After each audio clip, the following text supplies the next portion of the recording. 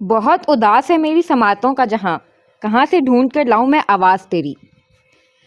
چائے کی 2 مگ لے کر آتی میرال کے قدم یک بیک ہی اندر سے آتی آواز پر دروازے پر ساکت ہوئے تھے۔ رابی، ضد نہیں کرو بچے، میں کہہ چکا ہوں میں نہیں آؤں گا، مطلب میں نہیں آؤں گا، کم از کم جب تک الیکشن کے جھمیلے نہیں سمٹ جاتے تب تک تو بالکل بھی نہیں۔ وہی مانوس پرفسوسی بھاری مگر قطعیت بھری آواز سماعت میں اترنے پر میرال کے دل سے درد کی کئی لہریں یکایک ہی اٹھی تھیں۔ چاہے اس دوران کوئی مر ہی کیوں نہ جائے، آپ کی قسم نہیں ٹوٹے گی بھائی صاحب، مضراب کی اسپاٹ آواز ابھری۔ رابی، جواباً درستگی سے سرزنش کیا گیا۔ کیا رابی بھائی صاحب، ضرورت ہے ہمیں آپ کی، اس حویلی کو، ماسا کو، مجھے، غرض ہمارے پورے خاندان کو۔ میزان بھائی صاحب کو قسمت کی ستم ظریفی نے چھین دیا، آپ کس بات کی سزا دے رہے ہیں ہمیں؟ شدت جذبات سے مضراب کی آواز پھٹ پڑی تھی۔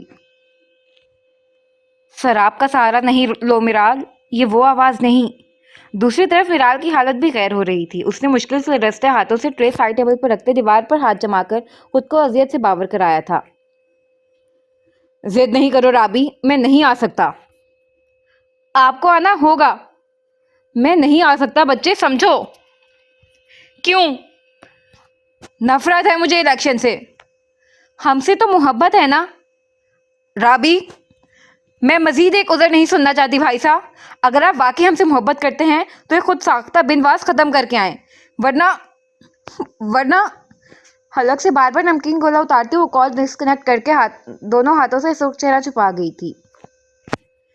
آپ آئیں گے بھائی صاحب؟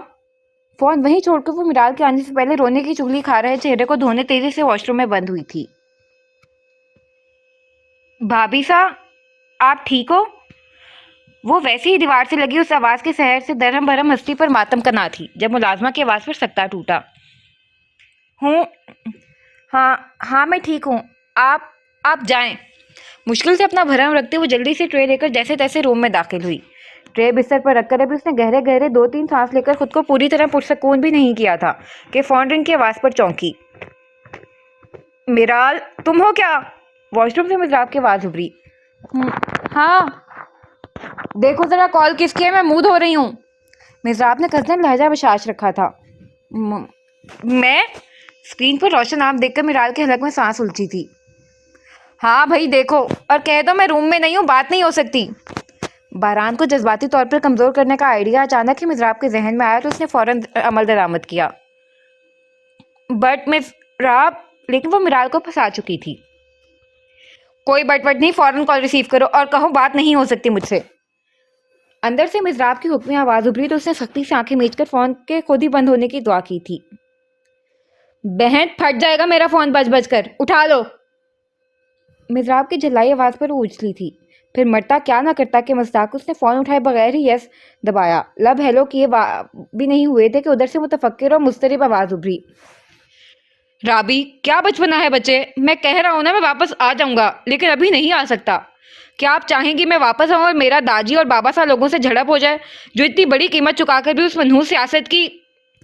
تنفر سے جملہ ادھورا چھوڑتے اب اسپیکر سے اس کی بھاری بےکم سانس ابھر رہی تھی۔ میرال دم ساتھ گئی۔ رابی، وہ یہاں نہیں ہے۔ لبوں نے بمشکل جنبش کی جرت کی۔ آپ کون ہیں؟ مقابل کے لہجے کی بے بسی فوراً کرختگی میں بدلی تو میرال نے بنا سوچے سمجھے سلسلہ منقطع کر سست پڑ رہی دھڑکنوں پر کانپتا ہاتھ رکھ دیا۔ میرے کوزہ گر تجھے کیا خبر، میں بکھر گیا کدھر کدھر، جو ہو سکے مجھے پھر بنا میرے سارے ٹکڑے سمیٹ کر۔ ہجر کے مارے دل کو تو ویسے بھی نہ دھڑکنے کا استیاب ہونا چاہیے، ٹوٹے خوابوں کی کرچیوں سے گھائل آنکھیں تو ویسے بھی برس پڑنے کا بہانا چاہتی ہیں، پھر یہ آواز، یہ لہجہ و انداز تو خاصا مانوس تھا۔ پھر ساون کی جھڑی کیوں نہ لگتی؟ وہ ڈریسنگ روم میں جا چھپی۔ مجھے یاد پڑتا ہے وہ الیکشن کا ہی زمانہ تھا، تب میری عمر زیادہ سے زیادہ 16 یا 17 سال کی تھی۔ میرا خاندان برسوں سے سیاست کا دل دادا تھا۔ الیکشن میں کامیابی کے لیے میرے باپ بھائی کچھ بھی کر سکتے تھے، کوئی بھی عزیز سے عزیز تر شے قربان کر سکتے تھے، یہاں تک اپنی اکلوتی بہن اور بیٹی کو بھی کسی بھیڑ بکری کی طرح کرسی کی بھینٹ چڑھا سکتے تھے، کیونکہ سیاست کو نام نہاد خاندانی لوگ شان و شوکت سمجھتے ہیں۔ दी जान की कुर्बज़दा आवाज़ में आखिर तक नमी घुली। यकायकी उनके नर्म मुलायम चेहरे पर तकलीफ का खुरदरापन देख मुकद्दस जितना हैरान होती कम था। जब वो लम्हाती वक्फा लेकर वापस बोली, इलेक्शन के दिनों में साजिशें और कत्लो गारत एक दूसरे को झुकाने के लिए, एक दूसरे को गिराने, किसी भी पस्ती में उतरना एक आम सी बात है। और ये हसास दिन ऐसे होते हैं कि सुई भी गिरे तो 7 गांव तक शोर गूंजता है। मेरे अब्बा के जलसे में मेरे बड़े भाई ने हवाई फायरिंग की और न जाने कैसे मुखालिफ पार्टी का कारकुन हलाक हो गया। अंधा क्या चाहे, 2 आंख के मुस्ताक मुखालिफ ने इस हादसे को हथियार बनाकर पंचायत बिठा ली और मेरे अब्बा और भाइयों ने भी अपना मजबूत दिफा के लिए मुझे बतौर तवान पंचायत में पेश कर दिया। तावान? दुख से उनकी आप बीती सुन रही मुकद्दस का सरापा तावान के नाम पर तहिरो बेयकीनी से साकित हुआ था। तावान, जवाबन दीजान ने खुद अजियती से मुस्कुराहट दी। उस जमाने में तावान की रस्म बेहद आम थी। किसी की बकरी मार दी जाए या भैंस, फौरन हट जाने के लिए बेटी बहन पेश कर दी जाती।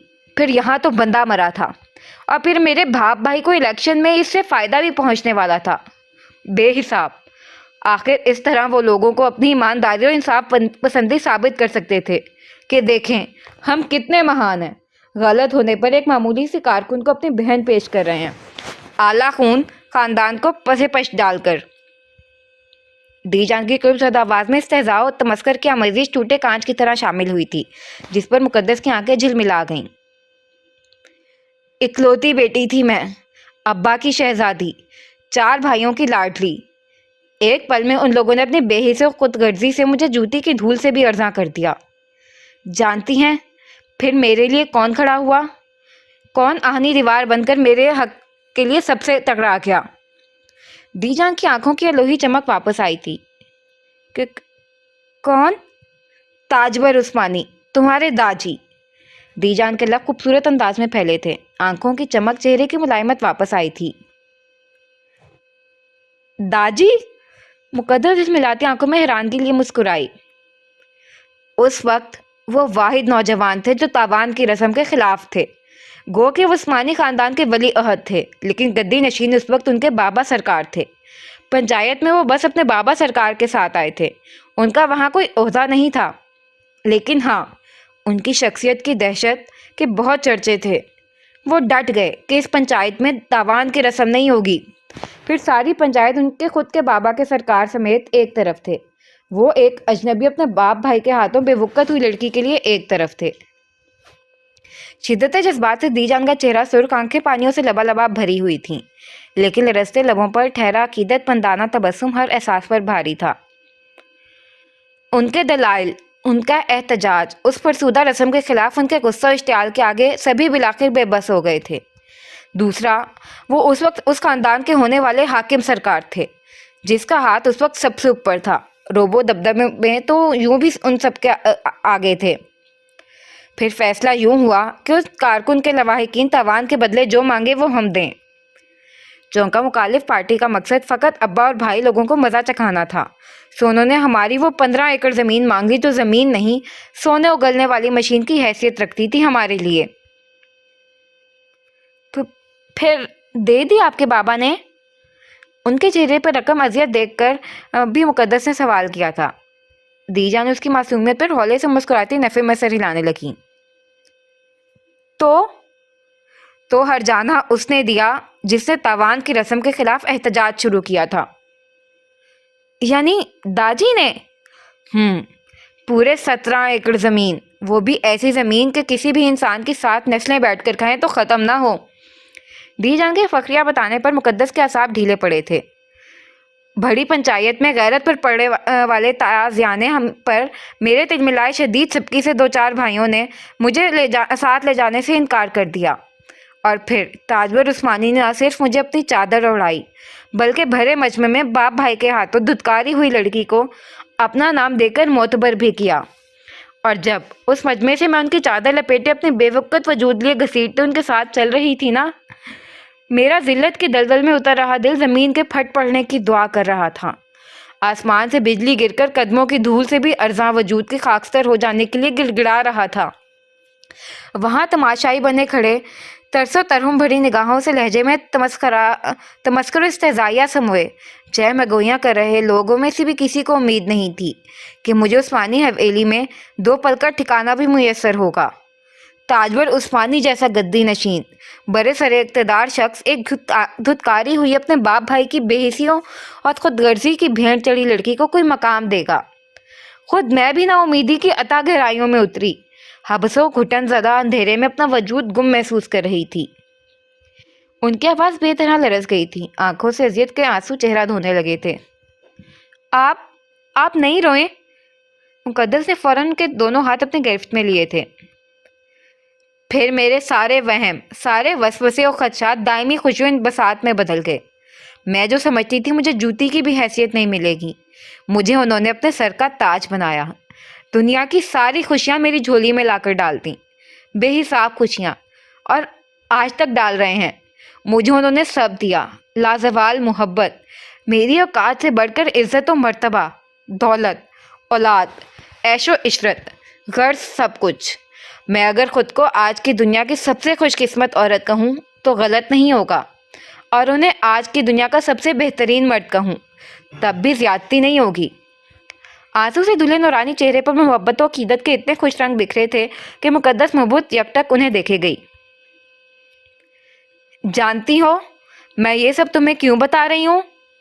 उन्होंने उसकी दोनों कलाई अपनी नरम गिरफ्त में ली। मेरा दिलावर अपने दाजी का परतू है, शायद यही वजह है जो मुझे उससे इस कदर मोहब्बत है। बेटा वो ज़िद्दी है, सरकश है, गुस्से का तेज़ भी बहुत है, लेकिन इन कमज़र्फ लोगों के लिए जो उसे उकसाकर उसका यही रूप देखना चाहते हैं, ना कि उन लोगों के लिए जो असल दिलावर को देखते हैं। मेरा दिलावर मोहब्बत और अपनायत से गुंदा किरदार है। वो अपनों के लिए जान हाजिर कर देने का जिगर रखता है। मेरे लिए बाहर मौजूद उन जानवरों के लिए, इस गुलिस्तान बहार के लिए वो कुछ भी कर सकता है। एक मर्तबा तुम उसे समझ जाओ, वो तुम्हें अपने अंदर के कड़वाहट से उभर कर समझ जाए, तो तुम खुद जान लोगी कैसा नायाब हीरा है मेरा दिलावर। उन्होंने उसकी कलाई पर दबाव डाला था। बेटा मुझे पूरा यकीन है वो अपने दाजी की तरह आपके तमाम शक व शुबात दायमी खुशियों बसात में बदल देगा। इस तरह क्या आप अपनी किस्मत पर रश्क करेंगी? बस अभी थोड़ा आपको दिल कड़ा करना है, उसे इस रिश्ते पर एतबार करने तक मोहलत देनी है। वो रिश्तों का डसा हुआ है, उसकी नस नस में अपनों ने सफाकियत से जहर उतारा है, लेकिन मैं यकीन से कह सकती हूँ वो आपकी तजलील नहीं करेगा। जल्द राय मत कायम करना, मेरी इल्तजा है आपसे। दीजान के मुल्तजी अंदाज में उसका हाथ अपने सर से लगाने पर मुकद्दस बौखलाई थी। आप हमें गुनाहगार नहीं करें ना? उसने फ़ौरन दीजान के हाथ लबों से लगाए। हम वादा करते हैं आपसे, आप जैसा चाहेंगी वैसा ही होगा, हम उनका पूरा ख्याल रखेंगे। जुग जुग जियो, सदा सुहागन रहो। दीजान निहाल हुई थी। और लोगों की परवाह नहीं करना बच्चे, 4 दिन में ये लोग इस किस्से को वैसे ही भूल जाएंगे जैसे ताजवर उस्मानी और हाजरा की कहानी किसी को अजबर नहीं याद है तो उनकी काबिल रश्क ज़िंदगी। यूं ही उसका हाथ थामे दीजान मजीद उसे बहुत कुछ उसके मुतल्लिक बता रही थी और मुकद्दस लब दबाए महाज लड़ाई के लिए खुद को तैयार कर रही थी। कुंदन हुए हैं आग भी अपने लग के, हम पर किसी सोनार की मर्जी नहीं चली। सुबह सुबह हवेली की गाड़ी। दीजान के सामने ना चाहते हुए अपने जख्म उधेड़कर वो जीप लेकर हस्बे आदत खाक छानने निकल गया था। देर गई वापसी हुई तो हवेली की गाड़ी गायब थी, मतलब दीजान जा चुकी थी। वो वहीं जीप में ही सो गया था। अब जब शोर की आवाज़ पर आंखें खुली तो हवेली की गाड़ी को अंदर दाखिल होता देख चौंका। नज़ीर! दुखती कनपटी फैलाते उसने नज़ीर को आवाज़ लगा दी। उस गाड़ी से 2 बड़े बड़े टिफ़िन लेकर हटा था। जी? वो मुअद्दिब सा करीब चला आया। ये सब क्या है? जी आपके और भाभी सा के लिए नाश्ता आया है हवेली से। ज़रा टिफ़िन को ऊपर को लिफ्ट करते नज़ीर की बतीसी भी बाहर को बरामद थी। भाभी सा? अचंभे से दिलावर के अब्रू शूट हुए। जी। जवाबन 6 फुट कदों भारी डेलो डोल का मालिक नज़ीर किसी 19वीं सदी की छुई मुई हीरोइन की तरह शर्माया था। ये चुकंदर की तरह लाल क्या हो रहे हो? मैंने पूछा कौन भाभी सा? दिलावर का दिमाग घूमा था। अजी हमारी भाभी सा, आपकी दुल्हन। व्हाट? स्प्रिंग लगे खिलौने की तरह उछलकर जीप से बाहर कूदा था। وہ دی جان کے ساتھ نہیں گئی؟ انہیں جانا تھا کیا؟ لیکن بڑی بی بی صاحب نے تو کہا وہ یہیں رہیں گی۔ نذیر خود الجھتا سوال گو ہوا تو دلاور اس پر ترس نظر ڈال کر تیز قدموں کاٹیج کی طرف بڑھا تھا۔ وہ جیسے ہی جھٹکے سے دروازہ کھول کر اندر داخل ہوا، بیڈ پر محو تلاوت وجود بجلی کی تیزی سے اٹھ کر پشت موڑ گئی۔ ساتوں کی سازش میں ہوئی کارروائی کا دلاور کے مزاج پر عجب ہی اثر ہوا تھا۔ اس کا سوا نیزے پر پہنچا غصہ یک بیک ہی کوفت آمیز جھجک میں تبدیل ہوتا قدم جہاں کے تہاں جکڑ گئے تھے۔ اضطرابی انداز میں پیشانی مسلتے اس نے درزیدہ نگاہ اپنے کشادہ روم میں دوڑائی، جہاں ایک جسمانی وجود کے اضافے کے ساتھ صفائی و نفاست کا بھی اضافہ ہوا تھا، جو وہ اپنی آتنک مزاجی کے باعث ہمیشہ دنگل کا میدان بنا کر رکھتا تھا۔ سرسری سی نگاہ جیسے ہی بیڈ پر رکھے تکیہ اور تکیے پر بچھی جائے ماس پر موجود قرآن شریف پر پڑی، عجب بے کلی سے اس کے رگ و پے میں برق رفتاری سے دوڑتی چلی گئی۔ سورج سے نظر ہٹاتا وہ بیک وقت ہی نافہم سے صورتحال اور خود پر طاری ہوئی کیفیت سے شدید انتشار کا شکار ہوا۔ ذہن لے کر مڑنے ہی لگا تھا کہ جیب میں موجود فون رنگ ہونے لگا۔ السلام علیکم دی جان۔ اس کیفیت کے زیر اثر اور کسی کی کال شاید وہ ریسیو نہ کرتا، لیکن دی جان کی کال دیکھ کر فوراً کان سے لگا گیا۔ وعلیکم السلام، جیتے رہو۔ مقدس کیسی ہے؟ بے صبری سے جواب دیتے انہوں نے بے تابی سے پوچھا تو دلاور کی بے اختیار نگاہ سفید برف میں لپٹے سراپے کی سمت اٹھی۔ مجھے نہیں معلوم، پیشانی پر شکن نمودار کرتے وہ بے رخی سے بولا۔ یہ کیا بات ہوئی بھلا؟ دو بچی کو فون، میں بات کروں ذرا۔ فہمائشی ڈانٹ کے ساتھ حکم بھی آیا تھا۔ آپ ان کے فون پر رابطہ کریں، وہ سرد مہری سے بولا۔ دلاور، خاموشی سے بچی کو فون دو ورنہ بات نہیں کرو مجھ سے۔ دی جان کی کارآمد دھمکی پر وہ کوفت کے ساتھ کشمکش میں بھی مبتلا ہوا تھا۔ حریف زیادہ بھلے تھا، لیکن کسی صنف مخالف سے مخاطب ہونے کا پہلا اتفاق تھا۔ ویسے ہی وہ اپنی انتہائی ذاتی جگہ پر مضبوط حوالے کے ساتھ نئے اضافے کو تنتراک سے موجود دیکھ غصہ، جھجک، اعتراض جانے کس کس کیفیت سے نبرد آزما تھا۔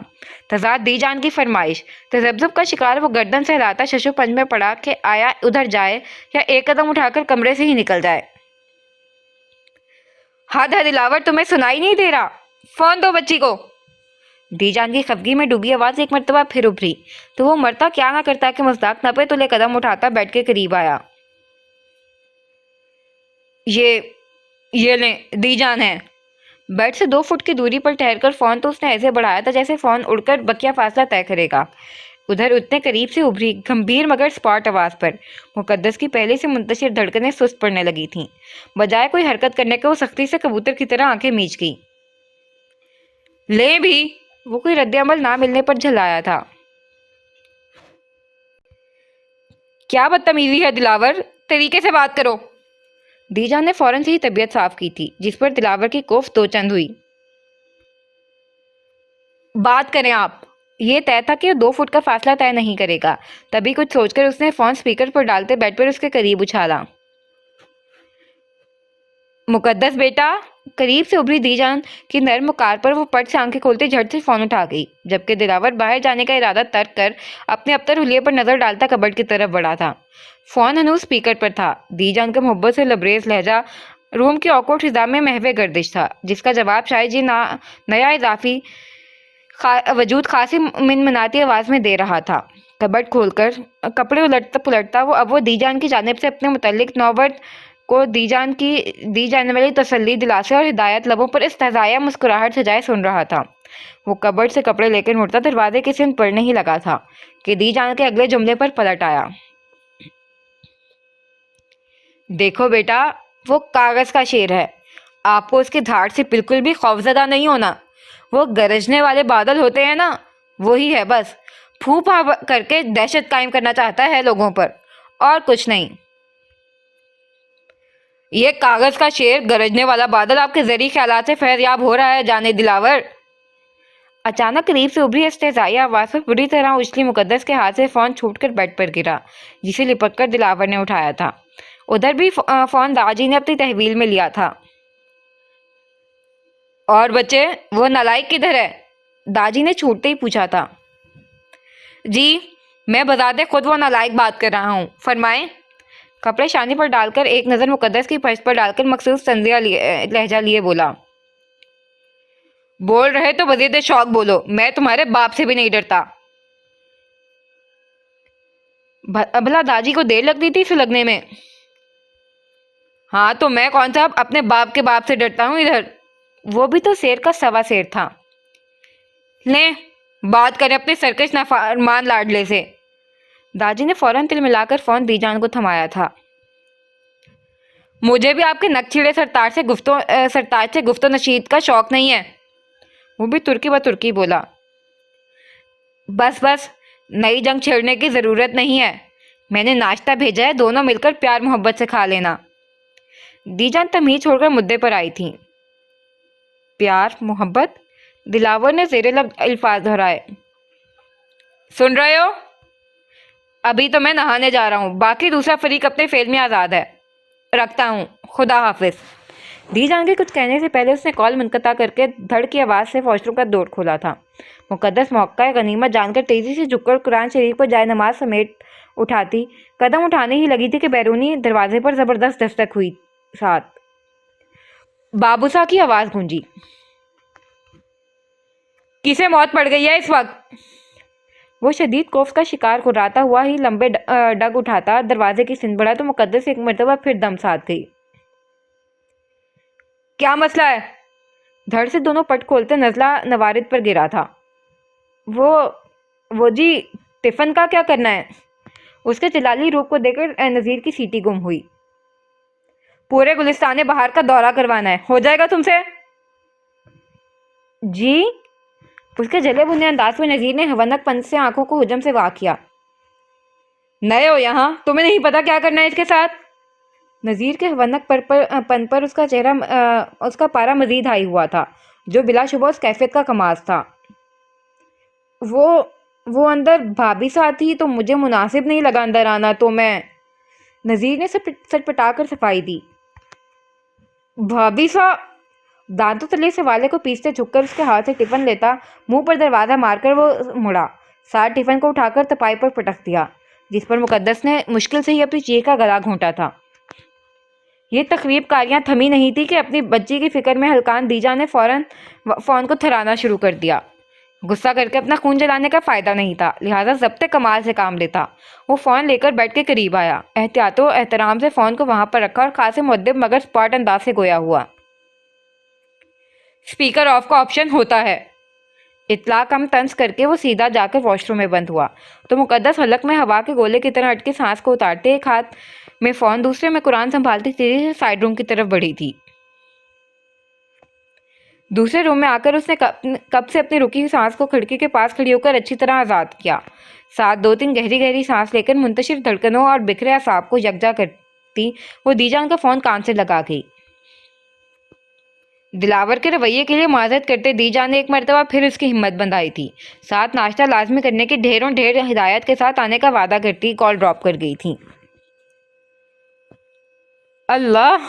کال ڈسکنیکٹ ہوتے ہی روشن ہوئی اسکرین پر ہاتھی کے ساتھ پانی میں اس کی بنا شرٹ والی تصویر دیکھ مقدس کے ہاتھ سے فون چھوٹتے بجا تھا۔ فون احتیاط سے سائڈ پر رکھتے وہ لکڑی کا اسٹول کھینچ کر وہیں بیٹھ گئی، جہاں سے باغ کا عقبی انتہائی حسین سرسبز و شاداب حصہ نگاہوں کو خیراں کر رہا تھا۔ دی جان نے کہا تھا، دل مضبوط کرنا ہے۔ اب دل کی کنکر سمٹ سے تو مضبوط نہیں ہونا تھا، جو 15 منٹ میں کر کے ہاتھ جھاڑ لیے۔ اس نئے محاذ کے لیے ہوتے ہی دل مضبوط ہونا تھا، جو فی الحال تو مقابل کا جارحانہ روپ دیکھ بلکہ محض محسوس کر کے سہما ہوا تھا، جبکہ براہ راست اسے کچھ نہیں کہا گیا تھا۔ لیکن وہ بھاری روبدار آواز، آتشی لہجہ، اسے عیاں کوفت و بیزاریت کے ساتھ جھنجھلاہٹ کا عنصر مقدس کے اوسان خطا کرنے کے لیے کافی تھے۔ کل رات بھی وہ مشکل ہی سو پائی تھی۔ ایک تو اجنبی جگہ، دوسرا باہر سے بلند ہوتی مختلف جانوروں کے ساتھ حشرات کی آوازیں۔ فجر کے قریب آنکھ لگی بھی تو اذان کے ساتھ ہی حسب معمول بستر چھوڑتی معمولات کی تسبیح و تلاوت میں لگ گئی، اور پھر صاحب بہادر کی دھماکے دار انٹری۔ خیر، منجدھار میں اتر کر لہروں سے گریزاں ہونے کی کوشش سوائے حماقت کے کچھ نہ تھی۔ تعویلوں سے دل کی ہمت بندھائی، وہ دونوں ٹفن کھول کر ناشتہ کا جائزہ لینے لگی، جو 2 آدمی کم از کم بھی 5 دن آرام سے کھا سکتے تھے۔ اتنے انواع و اقسام کی چیزیں۔ دی جان نے اسے کل ہی مکمل کاٹیج کی تفصیلی معلومات فراہم کی تھیں، لہٰذا وہ بنا کسی پریشانی کے ساری چیزیں نکال کر کمرے میں موجود واحد دائروی میز پر سلیقے سے رکھتی، پلیٹ اور پانی بھی رکھتی، ایک تسلی آمیز نظر میز پر ڈال کر فون کو احتیاط سے پلیٹ کے پاس رکھتی، چائے نماز لے کر کھڑکی کے پاس چلی گئی جو بیچ میں بنے اوپن کچن کی وجہ سے ٹیبل کا پردہ بنا رہا تھا۔ دھوپ پوری طرح نکل چکی تھی، مطلب اب وہ اشراق کی نماز ادا کر سکتی تھی۔ ہم کسی اور کے واسطے کہاں ہوں گے دلچسپ، ہم تو خود اپنے آپ سے اکتائے ہوئے لوگ ہیں۔ کافی دیر تک ٹھنڈے پانی سے نہانے کا فائدہ یہ ہوا کہ چٹکتے اعصاب حد المقدور اعتدال پر آ گئے تھے۔ اعصابی تھکن و جھنجھلاہٹ بھی جاتی رہی تھی۔ روم میں اس نئے اضافے سے مبرہ تھا، لہٰذا وہ بنا کسی جھجک و اکتاہٹ کے آرام سے واپس روم کی نفاست کے ستیہ ناش مار کر کبھی انگلیوں سے بال سنوارتا، لانگ بوٹس لے کر بیڈ پر بیٹھنے لگا کہ پائنتے کی خالی جگہ دیکھ فون کی یاد آئی تو پھر فوراً شکن بھی کشادہ پیشانی پر نکل آئے۔ بوٹ وہیں چھوڑ کر وہ نفی میں سر ہلاتا، درمیانی دروازہ آہستگی سے کھول کر گلا کھنکارتا اندر داخل ہوا کہ اگلا باخبر ہو۔ اسپاٹ نظر سیدھی سامنے ٹیبل پر گئی جہاں فون رکھا تھا۔ ساتھ ٹیبل بھی کسی مغلیہ دور کا سجا شاہی دسترخوان انواع و اقسام کے لوازمات بھوک چمکانے کے لیے سجی ہوئی تھی۔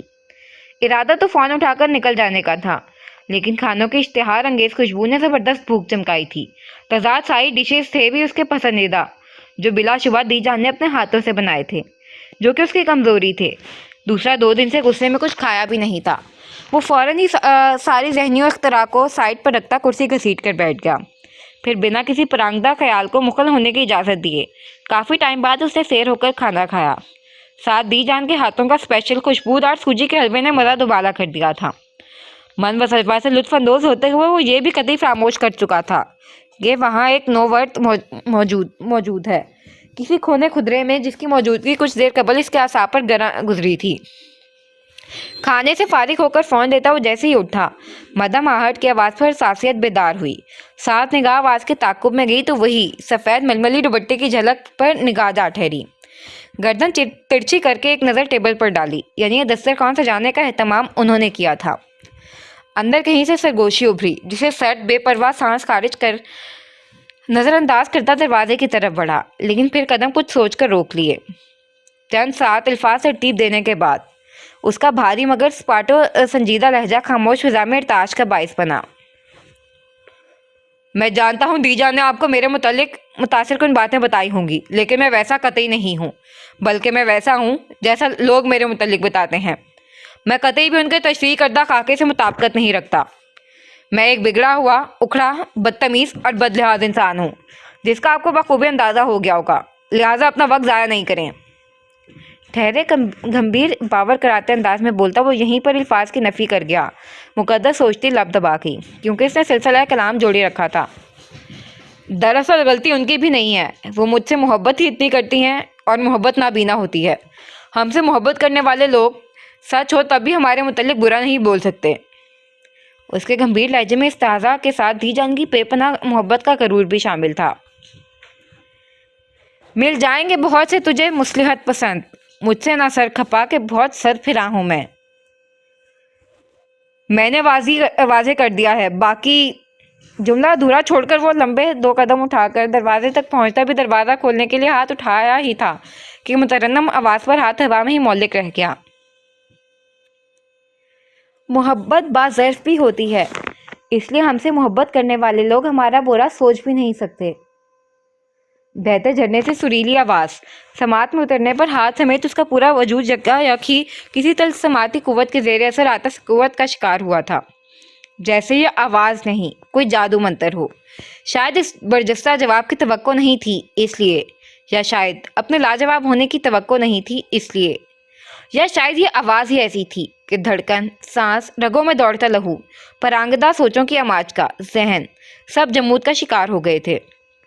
وجہ جو بھی تھی، لیکن ہر کسی کو لاجواب کرنے والا پہلی بار لاجواب ہونے کی لذت سے آشنا ہوتا، دقت سے حواس یکجا کر کے تیزی سے دہلیز عبور کر گیا، جسے پلٹ کر دیکھے گا تو پتھر ہو جانے کا خدشہ ہو۔ وہ دھیمے لہجے کے زیر و بم میں فوار جیسی حسین رمجھم ہے، گفتگو میں بہم تسلسل، روا روا سا چناب جیسا۔ وہ رب کریم رحمان و رحیم ہے، آسمانی کسی کتاب میں، کسی وحی میں किसी नबी से उस बारी ताला ने नहीं कहा मेरे बंदे मुझसे डर। वो तो 70 माओं से ज़्यादा मोहब्बत करने वाला रब है। वो तो दोस्तों का दोस्त है। वो क्यों चाहेगा कि उसके बंदे उसे डरें? वो कहता है मेरे बंदों, उन गुनाहों में मुलविस होने से डरो जो तुम्हें मुझसे दूर ले जाते हैं। उन नाफरमानियों से गुरेज करो जो तुम्हें मेरे ग़ज़ब और ताप के करीब ले जाते हैं, जो तुम्हारी दुनिया और आखिरत ख़राब करते हैं, जो तुम्हारे और मेरे ताल्लुकात ख़राब करते हैं। उसने तो बड़े से बड़े गुनाहों के बाद भी अपने बंदों के लिए रहमत का दरवाज़ा खुला रखा है, तौबा का दर वा कर रखा है। वो तो हमारी शहरक से ज़्यादा करीब है। ज़रा सोच कर देखें, एक माँ जब अपने बच्चे पर जान कुर्बान करने के लिए तैयार रहती है तो 70 माओं से ज़्यादा मोहब्बत करने वाले रब की मोहब्बत का क्या आलम होगा। अल्लाह। माइक से उसका दिलों की धड़कनों में ईमान की बर्क लहरा उड़ा देने वाला अल्लाह गूंजा तो वर्दा ने बेसाख्ता मचल उठे दिल पर हाथ रखकर सख्ती से मुट्ठी बंद करते उखड़ी सांस को खींचा और सर ग्लास वॉल से लगाते सख्ती से आंखें मींची। समात अनूस इधर मुतवज्जा थी जहां अब वो कोई और वाकया बयान कर रहा था, अल्लाह की मोहब्बत का। बनु इसराइल में एक गवार शख्स था। बेचारे ने मूसा अलैहिस्सलाम की मस्जिद में अल्लाह और उसके अहकाम सुने थे और इसकी जो समझ आया उसी की बिना पर एक दिन वो तन्हाई में बैठकर अल्लाह से गुफ्तो शनीद में महव हो गया और कहने लगा, अल्लाह, मैंने मूसा अलैहिस्सलाम से सुना है तेरी बीवी नहीं है, तेरे बच्चे नहीं हैं, तेरे काम कौन करता होगा, तेरा ख्याल कौन रखता होगा। तू मेरे घर आ, मैं तेरे कपड़े धोकर दूंगा, तेरे लिए लजीज पकवान बनाऊंगा, तेरा ख्याल रखूंगा। गर्ज वो अपनी समझ बूझ के मुताबिक अल्लाह से कलाम कर रहा था कि मूसा अलैहिस्सलाम ने सुन लिया और खफा हो गए। ऐसे नहीं कहते तुम, अल्लाह की शान में गुस्ताखी के मुर्तकिब हो रहे हो, वगैरह वगैरह। और वो बेचारा सादा लो अनपढ़ गवार सा इंसान था। फौरन दहलकर सजदे में जाता गिड़गिड़ाता माफ़ी तलाफ़ी करने लगा। तभी मूसा अलैहिस्सलाम पर वही नाजिल हुई कि अल्लाह आपसे नाराज़ हैं। फरमाया क्यों? जवाब आया, अल्लाह को अपने उस प्यारे बंदे की मासूम बातें पसंद आ रही थीं जो इसे मोहब्बत के इंतहा पर कह रहा था, अपनी साफ नीयत और सच्ची मोहब्बत में कह रहा था। कहने को ये बातें बिलाशुबा गुस्ताखाना थीं, लेकिन उसे अपने प्यारे बंदे की वही अदा भा गई। वो रब्बे करीम है, उसकी नज़र कल्ब पर होती है, यानी नीयत देखता है, वो अल्फाज़ लहजा या अमल नहीं। इसलिए उससे मांगे क्योंकि अता करने की ताकत सिर्फ उसी के पास है। उससे अपना दर्द बयान करें क्योंकि राहत का सामान वही करता है। उससे राज़ो न्याज करें क्योंकि वो राज़दां है। वो आपको बेपर्दा नहीं करता, वो राज़ों को जानता भी है और पोशीदा भी रखता है। वो परवरदिगार है, उससे शिकवा करें। वो ज़ात इतनी रहीम है कि उसे अपने बंदे का शिकवा भी बेहद अजीज़ है। उससे डरे नहीं बल्कि उसकी नाफरमानी से डरें, उन आमाल से डरें जो उस रब्बे मेहरबान से हमको दूर कर देता है। वो अपने पुर असरो सहर अंगेज लबो लहजे में वहाँ मौजूद लोगों का ईमान ताज़ा कर रहा था, उनके दिल पर जमी गिरद साफ कर रहा था, उन्हें अपने रब से कुर्ब हासिल करने के तरीके बता रहा था। और इधर अजीब बेकल सी कैफियत का शिकार हुई वर्दा माही बिन आप की तरह दोनों हाथों से अपनी गर्दन थामे गिरती पड़ती उस इस्लामिक सेंटर के अहाते से बाहर निकली थी। वाटर फुटपाथ पर बैठी सीने में उलझी सांसें खींचने में हलकान वर्दा का मौसम में महसूस की जाने खुनकी के बावजूद पूरा जिस्म पसीने से शराबूर हो चुका था। रगो पै में उन कलमात से दौरे शौला मानित अस्तराब के से चेहरा दहक रहा था जब एक छोटा सा पानी का बॉटल उसके सामने आया। थैंक्स। कांटे उगते गले को शायद उसी की ज़रूरत थी। उसने फ़ौरन बोतल झपटते लबों से किसी सदियों के प्यासे की तरह लगाया और एक सांस में पूरा बोतल गटक गई। अब वो बोतल छोड़कर जिस्म ढीला छोड़ती गहरी गहरी सांस भर रही थी। उसका पूरा वजूद खसार रजीदा पत्ते की तरह लरज रहा था जैसे आंधी की जद में हो, और वाकई इस लम्हे अपने अंदर की आंधी से नबरदासवा थी। Please wipe your face. 2 उंगलियों के बीच दबे चंद आंखों के सामने आने पर किसी हद तक संभल चुकी वर्दा ने चौंक कर सर उठाया और मुकाबिल बदर बिन ज़का को संजीदा मगर हलावत आमेज तासुरात लिए खड़ा देख झटके से खड़ी हुई। तुम यहाँ क्या कर रहे हो? तिनक कर उठती वो हंस पे आकर तंद से चल दौड़ी थी। माहौल और मौके के दोनों की मुनासबत से ये सवाल मुझे पूछना चाहिए। وہ اس کے اٹھے ہاتھ پر ٹیشو رکھتا نرم کو لہجے میں چوٹ کر گیا۔ میں چرچ جا رہی تھی۔ پل کو گڑبڑاتے وہ لہجہ مستحکم کرتے گردن اکڑا کر بولی۔ لیکن آپ اسلامک سینٹر پہنچ چکی ہیں۔ بدر نے انگلی سے پیچھے بورڈ کی طرف اشارہ کیا۔ میں ادھر سے چرچ جا رہی تھی۔ اس نے ایک سمت اشارہ کیا۔ لہجہ ہنوز ترش تھا لیکن ہمیشہ آگ برسانے والی نگاہیں گریزاں تھیں۔ ادھر سے؟ میں آؤٹ آف دا وے آ گئی۔ کچھ زیادہ ہی۔ بدر کو ہنسی آ گئی تھی۔ ہاں تو تمہیں کیا ہے؟ میری مرضی میں کہیں پر جاؤں کہیں پر آؤں تمہاری پرابلم نہیں ہے۔ Mind your own business. اندر کی جھکڑ اور بدر کی باز پرس پر وہ سیخ پا ہوتی الٹ پڑی تھی۔ I am sorry and of course یہ میرا بزنس نہیں ہے۔ آپ لندن کی آفیشیل سٹیزن ہیں۔ آپ جہاں مرضی چاہیں جا سکتی ہیں۔ ایٹ لیسٹ میں جو یہاں مسافر ہوں میں آپ کو کوشچن کرنے کا حق نہیں رکھتا۔ سو کیری آن۔ بنا پس و پیش معذرت کرتا وہ مخصوص طنز و تمسخر سے مبرہ لب و لہجے میں سادگی سے کہتا واپس اسلامک سینٹر کے اندر غائب ہو گیا تھا۔ Damn it!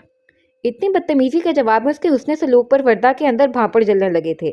زور سے پیر فٹ پاتھ پر مار کر اس کی کیفیت کو جھٹکتی وہ تن پن کرتی روڈ پر ایک سمت بڑھ گئی، لیکن اٹھتے قدم کے ساتھ اس کی کوفت و جھنجھلاہٹ دور تلک خالی صاف ستھری سڑک دیکھ بڑھتی جا رہی تھی جہاں کسی ٹیکسی وغیرہ کی آمد کا کوئی امکان نہیں تھا۔ اپنی شدید قسم کی غلط فہمی میں وہ مین سٹی سے کافی فاصلے پر موجود اس ترقی پذیر علاقے میں نکل آئی تھی جہاں اسلامک سینٹر کے علاوہ اکا دکا دکان اور گھر وغیرہ تھے۔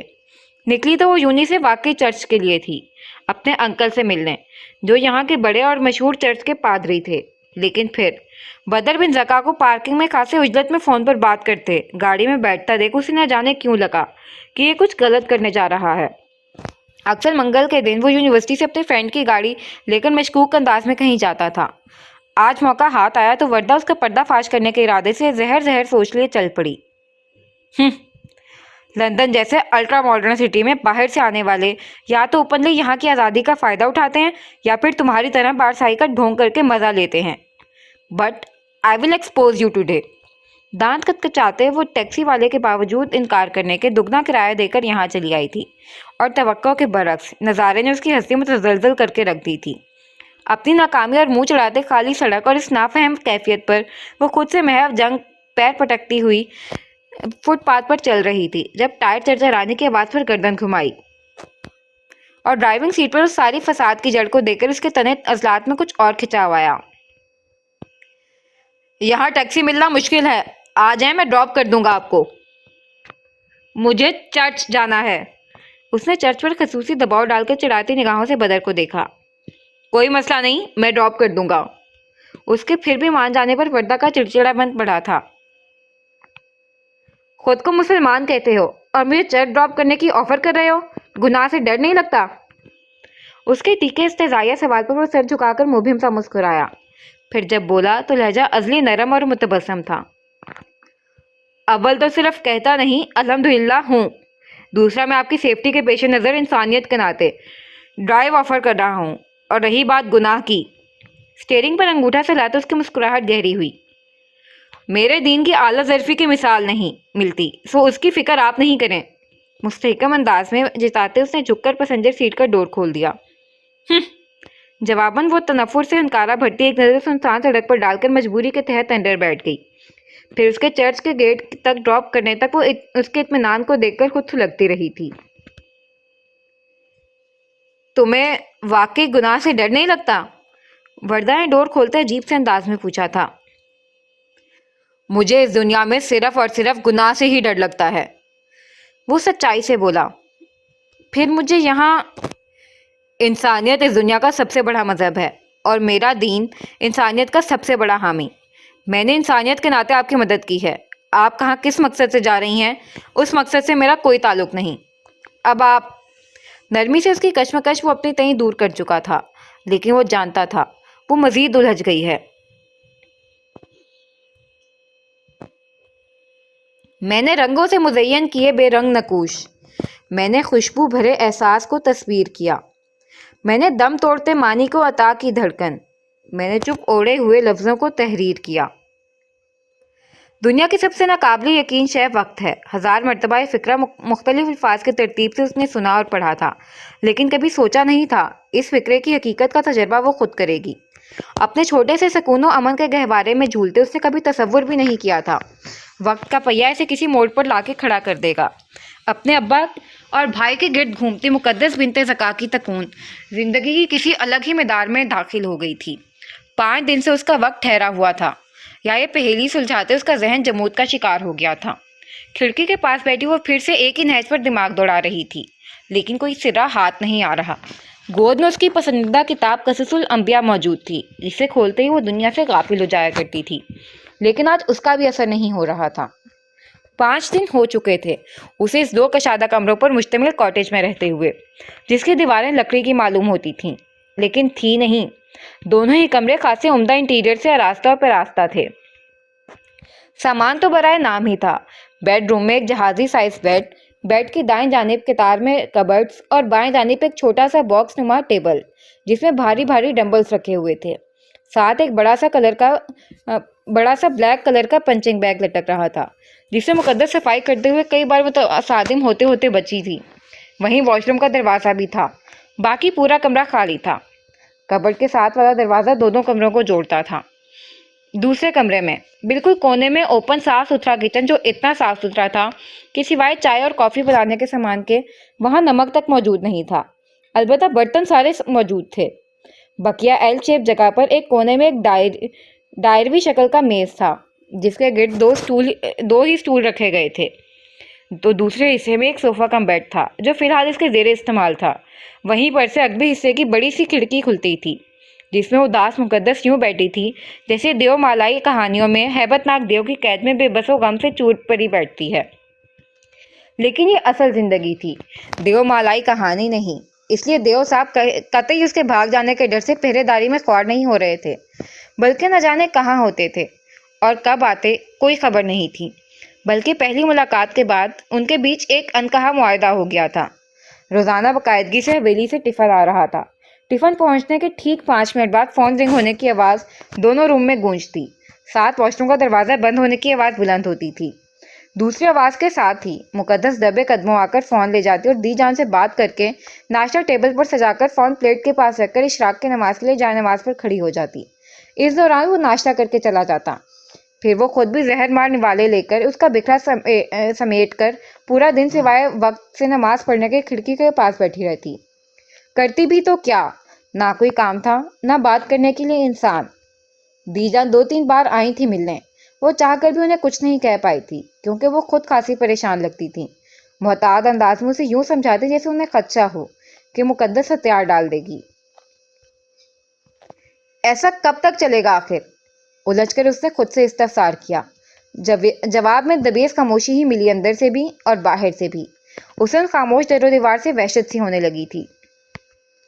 नहीं, कम से कम हम इस तरह मिट्टी का माधु बनकर नहीं रह सकते। हमें सबसे पहले इस नाश्ते का सिलसिला बंद करना होगा, दीजान से कहकर। खाली बेरौनक किचन देखकर वो बिल आखिर एक हतमी फैसले पर पहुंची थी। मासा, आखिर आप कब बात करेंगी बड़ी मासा से? रुखसार आज फिर रिजवाना बेगम के मुकाबिल थी। कभी नहीं, उनका जवाब दो टोक था। क्यों? मैं बार बार एक ही बात नहीं दोहरा सकती रुखसार। कह दिया नहीं तो फिर नहीं। कतियत से कहते वो कपड़े तय करने लगी थी, जबकि रुखसार दोनों मुट्ठियां भींचती रूम में जले पैर की बिल्ली की तरह चक्कर काटने लगी थी। बस एक वजह बता दे मासा, क्यों नहीं? वो जहर के घूंट की तरह गुस्सा पीती उनके मुकाबिल टिकी थी। हमारे खानदान की लड़कियां बाहर मुल्क अकेले ना गई हैं, न जा सकती हैं, उन्होंने समझाने वाले अंदाज में कहा। मैं वहां अयाशी करने नहीं, पढ़ने जाना चाहती हूँ। जो भी मकसद हो। सारी ही लड़कियां नहीं जा सकती हैं मासा, या बस ये कानून शहराज उस्मानी की बेटी के लिए है? रुखसार के दबे लहजे से चिंगारियां उठ रही थीं। क्या मतलब है दोबारा? उसके जहर जहर लफ्जों पर रिजवाना बेगम ठटकी। मतलब क्या होना है? सवाल है सीधा सा। ये कानून बाकी सारे कानून की तरह फ़कत मेरे लिए ही है ना? क्योंकि ये ख्वाहिश मेरी जगह अगर मिज़राब बीबी करें तो। रुखसार, कानून सबके लिए होते हैं। जी नहीं मेरी भोली मासा, कानून सिर्फ कमज़ोरों के लिए होते हैं, जिसकी पश पर कोई मजबूत हाथ नहीं होता। وہ زہر خندہ انداز میں مسکرائی تھی۔ ایسا نہیں ہے رخسار، ایسا ہی ہے ماسا۔ مزراب شہباز عثمانی کوئی خواہش کرے تو فوراً حکم کی طرح تعمیل ہوتی ہے، کیونکہ اس کے باپ کے پاس سیاسی کرسی ہے، ماں حویلی کی سربراہ اور بھائی گدی نشین۔ اور رخسار شہراز عثمانی کوئی خواہش کرے تو فوراً رد ہو جاتی ہے، کیونکہ اس کا باپ پورے عثمانی خاندان کا مجرم ہے، ماں حویلی کی داسی اور چٹاخ۔ رخسار کے ذہن میں بجھے تیروں کی بوچھار پر بند رضوانہ بیگم کے اٹھتے ہاتھ میں پوری شدت سے باندھا تھا، جو پورے وجود سے لرزتی دکھ و بے یقینی سے بیٹی کا یہ نفرت آمیز روپ دیکھ رہی تھیں۔ مارے ماسا، جتنا مرضی چاہے ماریں، لیکن سچائی نہیں بدل سکتی۔ سچائی یہی ہے، 2 کوڑی کی اوقات ہے ہم۔ چپ ہو جاؤ، میں کہتی ہوں چپ ہو جاؤ۔ اس کے باز نہ آنے پر نہ جانے کتنی مرتبہ رضوانہ بیگم کا ہاتھ فضا میں تاش پیدا کرنے اٹھا تھا۔ چپ کر جاؤ۔ آخر بری طرح تھک کر ہانپتے ہی وہ رونے لگی تھیں۔ پورا وجود متزلزل تھا، لیکن رخسار ویسے ہی بے حس و حرکت کھڑی تھی۔ پے در پہ پڑے تھپڑوں سے اس کا رخسار جل رہا تھا، شاید جلد پھٹ گئی تھی، یہاں پھٹنے والی تھی، پر جلن حد سے سوا تھی، لیکن اندر کی جلن کے آگے یہ جلن کچھ نہیں تھی۔ وہ آنکھوں میں بے حسی و اذیت لیے یکٹک ماں کا دیکھ رہی تھی، جو روتے روتے بیڈ پر ڈھہ سی گئی تھی۔ وہ ایک جرم کی پاداش میں ہر حق و اختیار سے دستبردار ہو کر لب سی گئے۔ آپ نے انہیں دیکھ کر اپنے لب مکمل کر لیے، لیکن یہ امید آپ مجھ سے مت رکھیں، مجھے اپنا حق چاہیے، ایسے یا تیسے، کیونکہ نہ میں آپ لوگوں کی طرح بزدل ہوں، نہ آپ جیسے بزدلوں کی اولاد بن کر پیدا ہونا میرا فیصلہ تھا، جو اپنے حق سے تو دستبردار ہوئے ہی ساتھ ہی اولاد کو بھی محرومیوں کی آگ میں جھونک دیا۔ لیکن میں محروم نہیں رہوں گی، سمجھوتا نہیں کروں گی، چاہے اپنا حق حاصل کرنے کے لیے مجھے حد سے ہی کیوں نہ گزر جانا پڑے۔ بسم کرتے متقدم وہ مضبوط لہجے میں اپنا مصمم ارادے ان پر واضح کرتے۔ وہ دونوں جلتی آنکھیں بے دردی سے رگڑتی بیان کرتی ماں کو چھوڑ کر نکلی تھی۔ رخسار، رضوانہ بیگم نے تڑپ کر اس کو آواز دینی چاہی، لیکن بے سود۔ کیوں اٹا ہوا ہے غبار میں غم زندگی کے فشار میں، جو درج تھا تیرے بخت میں، جو ہو چکا ہے اسے بھول جا۔ وہ گلستان بہار کی عقبی حصے میں شہنشاہ کی پیٹھ پر بیٹھا فون کان سے لگائے ضبط سے آج پھر دی جان کی لمبی کال سن رہا تھا۔ میں کہہ رہی ہوں دلاور، وقت سے گھر جاؤ اور اس بچی کو وقت دو۔ بات سمیٹتی دی جان ایک مرتبہ پھر گھر کا استعمال کر گئیں تو اس کے لبوں پر لگا ضبط کا کفل ٹوٹا۔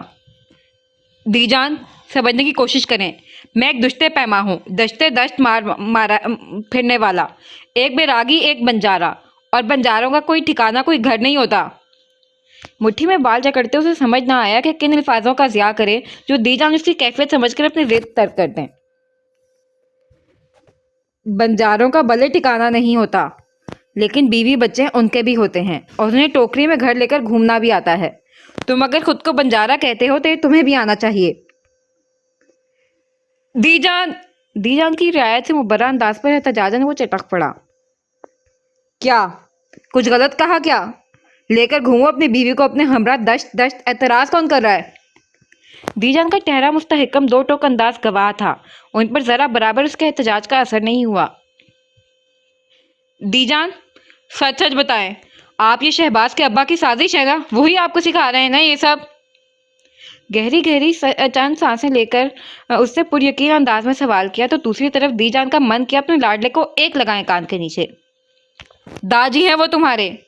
جی نہیں، رقیب اول ہیں میرے وہ، اور میں پورے یقین سے کہہ سکتا ہوں یہ ساری باتیں وہی آپ کے ذہن میں ڈال رہے ہیں، ورگلا رہے ہیں وہ آپ کو میرے خلاف۔ وہ خفگی آمیز لہجے میں دباؤ ڈال کر بولا، کیا بچگانی باتیں ہیں دلاور؟ میں چھوٹی بچی ہوں جو وہ مجھے سکھائیں گے، ورگلائیں گے؟ حد ہے مطلب۔ دی جان نے تنگ آتے جھڑک دیا تھا۔ پھر آپ میرے اتنے خلاف کیوں ہو گئی ہیں؟ میں تمہارے خلاف نہیں ہوئی میری جان، میں تمہاری بے راہ روی، تمہاری بے رنگ و بے سمت زندگی کے خلاف ہو گئی ہوں، میں تمہارے بے سکونی، تمہاری تنہائیوں کے خلاف ہو گئی ہوں۔ میں تمہیں اب تمہاری زندگی جیتے ہوئے دیکھنا چاہتی ہوں، خوشیاں کشید کرتے دیکھنا چاہتی ہوں۔ کیوں نہیں تم سمجھ رہے؟ اپنی ضد کا پس منظر سمجھاتے دی جان کی آواز پست و نڈھال ہو گئی تھی۔ کچھ لوگوں کی زندگی میں خوشیاں اور سکون نہیں ہوتا دی جان، وہ شہنشاہ کی سونڈ سے ہلاتے عجب تشنہ آمیز لہجے میں بولا۔ اس دنیا میں کچھ لوگوں کو ہر شے بن مانگے حاصل ہو جاتی ہے، کچھ کو کڑی محنت درکار ہوتی ہے، کوشش کرنی پڑتی ہے، اپنا حصہ لینے کے لیے وقت و حالات سے جنگ چھڑنی پڑتی ہے۔ تم وہ کیوں نہیں کرنا چاہتے؟ دی جان اس کی تشنگی کو محسوس کرتی بے قل ہوئی تھی۔ جواباً دلاور لب بھینچ گیا۔ وہ اپنی کیفیات، اپنے خدشات کچھ بھی تو الفاظ کے پیراہین میں نہیں ڈال پا رہا تھا۔ ہوش سنبھالتے ہی حصے آئے دھتکار، پھٹکار، نفرت، بے حسی۔ تنہائیوں کی طویل شب و روز نے اس کے جذبات کے اظہار کا ایک ہی طریقہ سکھایا تھا: غصہ، توڑ پھوڑ، بدتمیزی، اور پھر بے سمت دریا کی طرح خود سے لوگوں سے وحشت زدہ ہو کر بھاگنا۔ اب بھی وہ کہیں دور جنگلوں کے وحشت ناک ویرانیوں میں اپنے اندر کی وحشتوں کو نکالنے کے لیے بھاگ جانا چاہتا تھا، لیکن لکڑیوں کی کٹائی کا کام اس کے پیروں کی زنجیر بنا ہوا تھا۔ وہ چاہ کر بھی نہیں جا سکتا تھا، کیونکہ یہ سارے کام ہی اس کی روزی روٹی، اس کی خودداری، اس کا اپنے باپ کی وراثت سے پھوٹی کوڑی نہ لینے کی قسم کو قائم رکھنے کا واحد ذریعہ تھا۔ میں اب مزید کچھ نہیں کہوں گی۔ اگر تم نے مجھ سے اپنے سے 3 گنا چھوٹی لڑکی کے سامنے شرمندہ کرنے کی ٹھان ہی لی ہے تو تم اپنے فیصلے میں آزاد ہو۔ طویل خاموشی کے جواب میں دی جان کا دل گیر لہجہ سماعت سے ٹکرایا۔ دی جان، آپ ایسا سوچ بھی کیسے سکتی ہیں؟ وہ احتجاجی ہوا۔ تو پھر میں کوشش کروں گا۔ اس کی اجنبی آواز کہیں گہری کھائی سے گونجی تھی۔ میری دعائیں تمہارے ساتھ ہیں، پچھتاؤ گے نہیں۔ دی جان اتنے میں ہی نہال ہو گئی تو وہ الوداعی کلمات ادا کرتا بے دم سا ہو کر شہنشاہ کی پیٹھ پر چت لیٹ گیا۔ بابو سا، ہم گھر جائیں؟ اس کی سوچوں کی سنسان سڑکوں پر مؤدب سی آواز گونجی تو وہ سر جھٹکتا اس سمت مڑا جہاں سارے مزدور کلہاڑی اور جھولا نما تھیلی میں ان کا کھانا پانی ہوتا تھا لے کر تیار کھڑے تھے۔ اس نے محض سر کو جنبش دی اور وہ لوگ خوشبار سے خوشخبریوں میں مگن ایک سمت بڑھ گئے۔ دن بھر کی مشقت آمیز کام کے بعد بھی گھر کی راہ پر اٹھتے ان کے قدم سرشار تھے۔ تھکن زدہ چہرے پر مسکان، جسمانی مشقت سے سرخ آنکھوں میں سکون کی الوہی سی چمک تھی۔ اس قدر مشقت آمیز زندگی جیتے ہوئے بھی یہ لوگ کس قدر خوش و مطمئن نظر آ رہے تھے، اور اس اطمینان کا راز کیا تھا؟ سکون۔ اس کے اندر کہیں سے ہی آواز گونجی تھی جو سب کو دستیاب نہیں۔ وہ زیر لب بڑبڑایا، چل مترا۔ اس نے شہنشاہ کو تھپکی دی۔ وہ فوراً اٹھ گیا۔ اب شہنشاہ کے بھاری قدم اس سمت اٹھ رہے تھے جس سمت وہ جانا نہیں چاہتا تھا۔ سنیے، کاٹیج میں بوجھل قدموں کی آواز۔ ابھی اس نے جیکٹ اتاری ہی کاٹیج میں بوجھل قدموں داخل ہو کر ابھی اس نے جیکٹ کا ایک آستین نکالا تھا کہ عقب سے ابھری مدھم و مترنم آواز پر اس کے ہاتھ کی حرکت رکی۔ ہمیں آپ سے کچھ بات کرنی ہے۔ چند ساتھ کے انتظار کے بعد ہی واپس وہی آواز ابھری۔ جواباً دلاور کے حلق میں گلٹ ابھر کر معدوم ہوئی۔ پھر بڑی مشکل سے اس نے منتظر کو گلا کھنکار کر مدعا بیان کرنے کا اندیا دیا۔ ہم چاہتے ہیں آپ دی جان کو حویلی سے کھانا وغیرہ بھیجنے کے لیے منع کر دیں۔ پل کے وقفے سے سریلی آواز میں موصول ہوئی جھجک آمیز فرمائش پر وہ لہجے بھر کو حیران ہوا۔ پھر سرعت سے اس بات میں سر کو جنبش دیتا بولا تو بس 3 لفظ، ٹھیک۔ ایک اور چیز۔ بنا پسو پیش مان جانے پر متحیر مقدس کو چھوڑ جیکٹ بیڈ پر اچھالتے اسے واش روم کی طرف بڑھتا دیکھ واپس مقدس کو ہی لب کشائی کرنی پڑی تھی۔ رد عملاً واپس اس کے عجلت قدموں کو اندیکھے زنجیر نے جکڑا، لیکن وہ مڑا نہیں تھا۔ گھر کے لیے سودا سلف بھی چاہیے تھا۔ اپنے منہ سے کہتے عجیب تو بہت لگا، جھجک بھی مانے تھی، لیکن مجبوری کا تقاضا یہی تھا۔ وہاں تیسرا یہ سب کہنے کے لیے موجود نہ تھا۔ سودا سلف؟ یہ کیا ہوتا ہے؟